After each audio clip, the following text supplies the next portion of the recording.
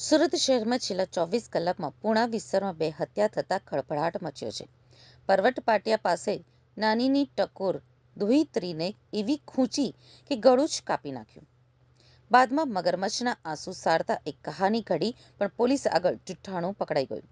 તો શાંતિભવન ખાતે એક કારખાનામાં કામ કરતા પશ્ચિમ બંગાળના 2 મિત્રો વચ્ચેની સામાન્ય મશ્કરી લોહિયાળ સાબિત થઈ હતી. આ કોઈ લૂંટ કે ચોરીના ઈરાદે થયેલી હત્યા નથી, પરંતુ ઘરના જ મોભી અને વડીલ દ્વારા કરવામાં આવતી શિખામણની ટકોરથી ઉશ્કેરાઈને એક નરાધમ દુહિત્રએ પોતાની જ સગી નાનીની હત્યા કરી હોવાનું બહાર આવ્યું છે.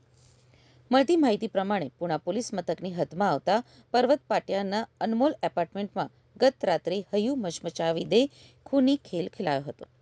70 વર્ષના લીલાબેન ચંદુભાઈ ચૌધરી પોતાના જ ઘરમાં ગળાના ભાગે તીક્ષ્ણ હત્યાના ઘા સાથે મૃત હાલતમાં મળ્યા હતા.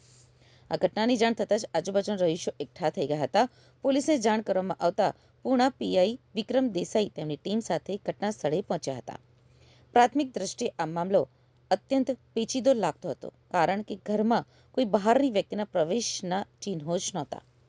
પૂણા પોલીસે આરોપી હર્ષ પટેલની ધરપકડ કરી કાર્યવાહી હાથ ધરી છે. તેની સામે હત્યાનો ગુનો નોંધવાની તજવીજ હાથ ધરાઈ છે. પોલીસે હત્યામાં વપરાયેલું હથિયાર પણ કબજે કર્યું છે. વૃદ્ધાની દુહિત્રના હાથે જ હત્યા થવાના કારણે હાલ પરિવારમાં શોકનો માહોલ છવાઈ જવા પામ્યો છે.